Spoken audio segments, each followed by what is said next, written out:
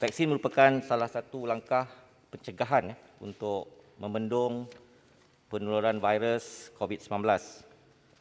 Dan pada masa ini, usaha ke arah menghasilkan vaksin COVID-19 sedang giat dijalankan oleh pelbagai pihak di peringkat global. Proses pembangunan dan penghasilan vaksin merupakan satu proses yang rumit dan lazimnya mengambil masa yang lama, sehingga 15 tahun dengan mengambil kira ciri-ciri keselamatan, keberkesanan dan kualiti vaksin yang dihasilkan. Walau bagaimanapun dalam keadaan pandemik COVID-19 ini, para saintis sedang berusaha untuk menghasilkan vaksin dalam tempoh yang amat singkat dan menyasarkan vaksin tersebut boleh diguna pakai menjelang tahun 2021.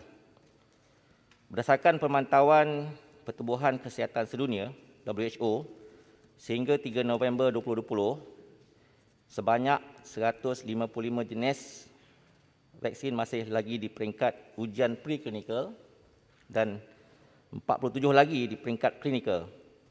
Total 202. Daripada 47 jenis vaksin yang sedang di peringkat klinikal, 10 daripadanya sedang berada di ujian klinikal fasa ketiga.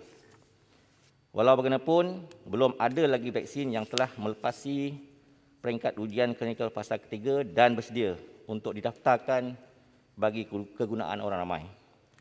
Pada masa ini, pihak Kementerian Kesihatan sedang meneliti calon-calon vaksin yang sedang dibangunkan dengan berhati-hati agar vaksin yang akan digunakan di negara kita ini nanti adalah benar-benar mematuhi dasar program imunisasi kebangsaan, iaitu berdasarkan 3 perkara: keberkesanan, keselamatan dan kualiti vaksin. Oleh itu, penilaian vaksin dari sisi sesi libat urus dengan pengeluar vaksin telah dimulakan sejak bulan Jun 2020. Pada masa ini, tiada lagi vaksin yang telah melepasi ujian klinikal yang boleh dipertimbangkan untuk didaftarkan di Malaysia.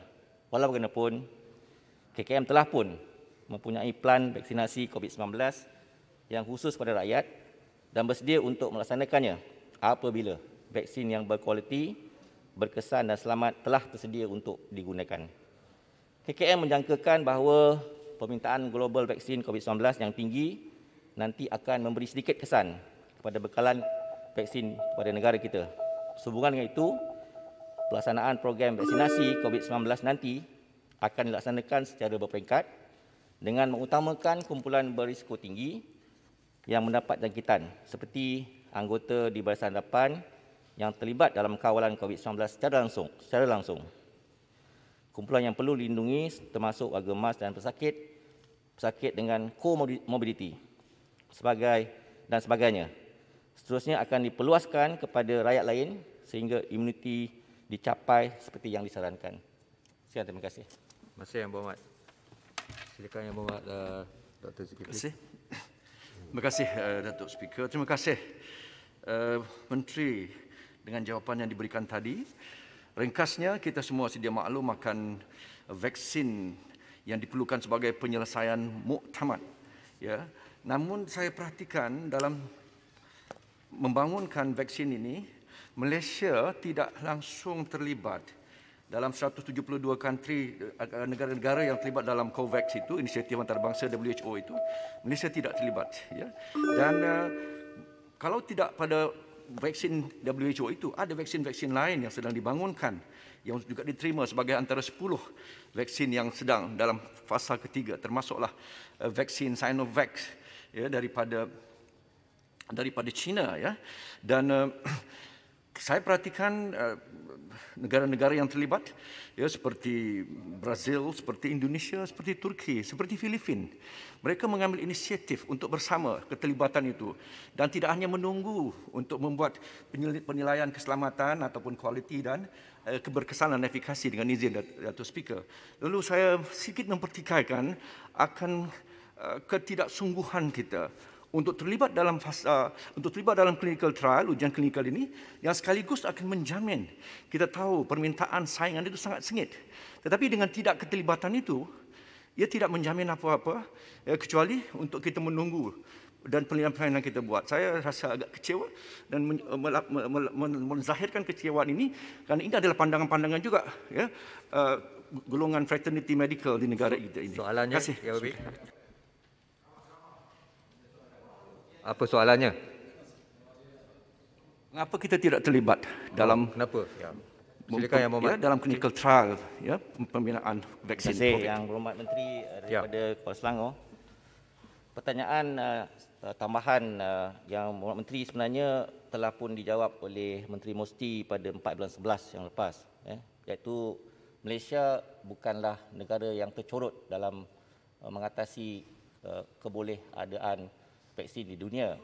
Kita telah pun mengadakan rundingan sejak bulan Jun 2020 yang lalu seperti yang saya sebut tadi, dan kita juga telah bersetuju untuk menyertai COVAX Facility yang disertai oleh banyak negara yang disebutkan oleh Yang Berhormat.